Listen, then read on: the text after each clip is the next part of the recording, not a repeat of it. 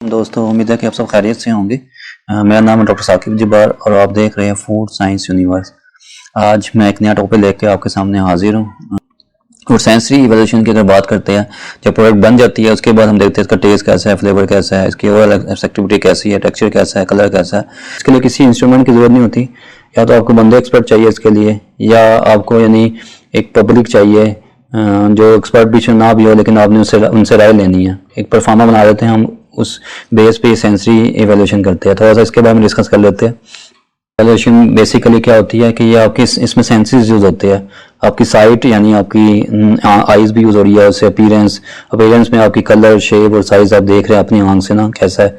और smell and test, aroma और flavour, ये आपकी यानी इसमें जुबान भी हो सकती है। स्मेल एंड टेस्ट के लिए आप जुबान यूज कर सकते हैं, ठीक हो गया। ये मैं बताता हूँ क्या चीज़ है ये। और स्मेल के लिए अपना नोज यूज कर सकते हैं आप, ठीक हो गया। टच यानी ना हाथ उसमें यूज, टेक्सचर चेक करने के लिए अपने हैंड भी यूज कर सकते हैं। उसमें माउथ फील यानी चुबा के भी उसको चेक कर सकते हैं, वो भी टच के अंदर आता है। ऐसे साउंड, आप कोई चीज़ ब्रेक कर रहे हैं, उसकी ब्रेकेज कैसी है, उससे भी वो चेक हो जाती है। तो ये सेंसेस सारी यूज हो रही है। बेसिकली जो हमारी टंग है ना, ये टंग की डिस्ट्रीब्यूशन है।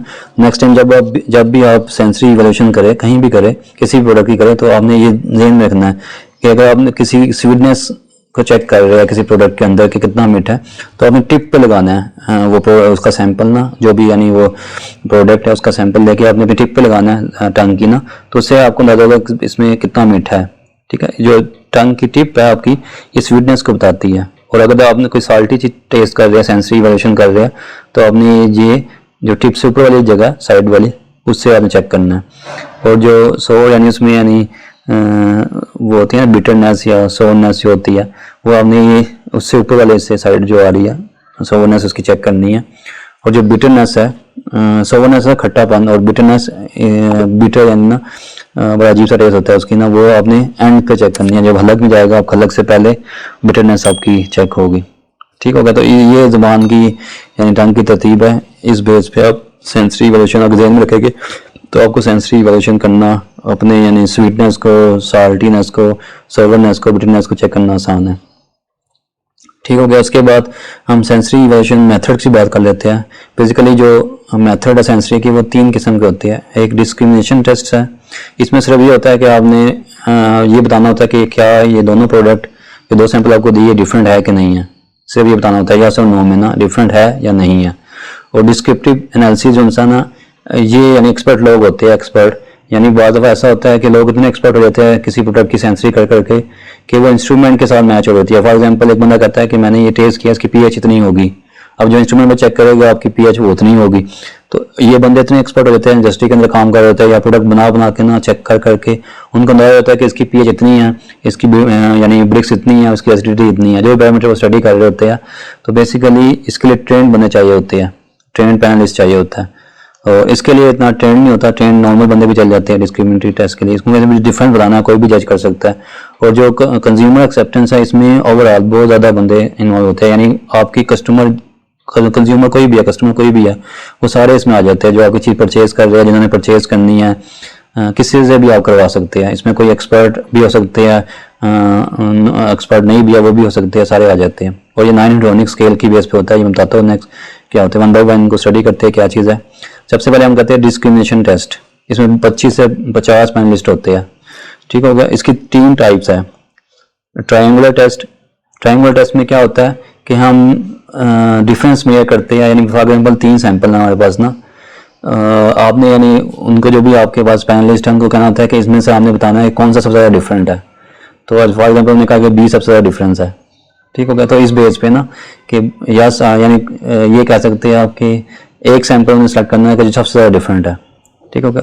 और ड्यूओ टेस्ट में क्या होता है कि एक रेफरेंस सैंपल होता है। फॉर एग्जांपल मैंने टोमेटो केचप बनाया, क्योंकि हम टोमेटो केचप की बात कर रहे हैं, मेरे पास नेशनल का टोमेटो केचप भी है और जो मैंने घर में बनाया वो केचप भी है। मैं अपने जो पैनलिस्ट उनको देता हूँ, उनको कहता हूँ कि ये रेफरेंस है। तो इससे आपने बताना है कि इन दोनों सैंपल में जो रेफरेंस, जो नेशनल का केचप था या शंग्रीला का था या जो भी केचप मार्केट में अवेलेबल है उसका था, तो आपने इससे कंपेयर करना होता है कि इससे मेरा सैंपल कितना डिफरेंट है, जो मैंने टोमेटो केचप बनाया वो कितना डिफरेंट है इस स्टैंडर्ड सैंपल से ना। तो ड्यूओ टेस्ट में ये होता है।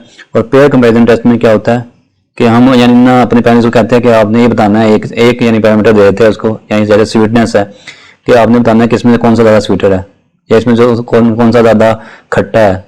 हाँ ठीक है, ये इस बेस पे यानी आप पेयर कंपैरिजन टेस्ट कर सकते हैं। और दूसरा इसमें टेस्ट है डिस्क्रिप्टिव टेस्ट। इसमें क्या होता है, ये मैंने जो अभी बताया ऊपर ना, इसमें 8 से 12 पैनलिस्ट होते हैं और सारे ट्रेंड होते हैं, यानी जो इंस्ट्रूमेंट की रीडिंग्स है और जो इनकी रीडिंग्स होती है वो मैच कर रही होती है, इसमें ट्रेंड हो जाता है। ये चेक करके बता देता है कि इसकी पीएच कितनी होगी, इतनी ब्रिक्स इतनी होगी और इसकी एसिडिटी इतनी होगी, ठीक हो गया। और यानी ना जैसे हम इंस्ट्रूमेंट पे यानी टेस्ट करते हैं उस लिहाज से ये भी ट्रेंड हो जाते हैं, यानी ये टेस्ट करके आपको बता देता है कि इसकी पीएच, इसकी रीडिंग, यानी बेसिकली ये क्वालिटेटिव टेस्ट है। ये क्वालिटेटिव टेस्ट बताया गया आपको ना, ये ऊपर जो से सारे क्वांटिटेटिव यानी क्वालिटेटिव टेस्ट है, ये क्वांटिटेटिव टेस्ट है। ये आपको बताएगा कि क्वांटिटी कितनी है, यानी उसकी वैल्यू कितनी है। और जो ऊपर वाले सारे टेस्ट है वो क्वालिटेटिव टेस्ट है, वो टेक्स्ट की बेस पे, यानी आपको यस और नो या मीठा है खट्टा है, यानी उस बेस पे बता रहे हैं सिर्फ ना। लेकिन ये जो डिस्क्रिप्टिव टेस्ट है ये आपको क्वांटिटी बताएगा कि फॉर एग्जांपल पीएच इसकी 3.5 है, ठीक है। ये यानी क्वालिटेटिव टेस्ट क्या होता है, क्वांटिटेटिव टेस्ट क्या होते हैं, जो डिजिट्स की फॉर्म में आपको डाटा दे। तो बेसिकली ये भी एक सेंसरी टेस्ट होता है, लेकिन वो जो सेंसरी एक्सपर्ट होते हैं वो आपको रीडिंग की फॉर्म में डाटा देते हैं कि इसकी पीएच इतनी है, इसकी ब्रिक्स इतनी है, इसकी एसिडिटी इतनी है। और लास्ट की हम बात कर सकते हैं कंज्यूमर एक्सेप्टेंस टेस्ट, ठीक है। ये बेसिकली बहुत कॉमन यूज होता है पाकिस्तान के अंदर, मुख्तलिफ इंडस्ट्री में भी यूज होता है और ये इजी भी करना था, मुश्किल भी नहीं है। और इसमें जो पैनलिस्ट होते हैं वो 75 से 150 तक आप ले सकते हैं, यानी जितने ज़्यादा हो गए इसमें उतना ही आपकी प्रोडक्ट की आपको पता चल जाएगा कि इसकी यानी ना क्वालिटी कैसी है, या लोग की यानी इसको लाइक कर रहे हैं, नहीं लाइक कर रहे हैं, किस बेस पे लाइक कर रहे हैं, किस बेस पे डिसलाइक कर रहे हैं, ये सारा इससे आपको अंदाजा होता है। इसको कहते हैं 9 पॉइंट हेडोनिक स्केल। इसमें क्या होता है कि एक चार्ट परफॉर्म बनाया जाता है, वो जो भी आपका पैनलिस्ट होगा उसको दे देगा आप, इसमें स्केलिंग की होती है 1 2 3 4, जैसे डिसलाइक एक्सट्रीमली 1 है और 9 जो है लाइकली, लाइक एक्सट्रीमली। तो इस बेस पे एक परफॉर्म लगाते हैं और हर एक जितने भी आपके कंज्यूमर है या जो भी इसको टेस्ट कर रहा है उसको देते हैं परफॉर्मा, वो फिर फिल करता है अपनी यानी जो भी उसको लगता है ना उस प्रोडक्ट का ना। इसमें हम जो स्टडी करते हैं कलर, प्रोडक्ट का फ्लेवर, टेस्ट, अपीयरेंस, टेक्सचर और ओवरऑल एक्सेप्टेबिलिटी, ठीक है। इससे आपको अंदाजा होता है, मतलब 50 बंदों ने आपका परफॉर्म लेकर टेस्ट किया, उसके बाद देख लेते हैं कि लोग क्या कमेंट्स दे रहे हैं या क्या ज़्यादा इसमें लाइक कर रहे हैं या ना, या भाई बहुत ज़्यादा पसंद कर रहे हैं या बिल्कुल पसंद नहीं कर रहे, या किस बेस पे लाइक कर रहे हैं। तो ये सारा इससे जज हो जाता है आपको ना।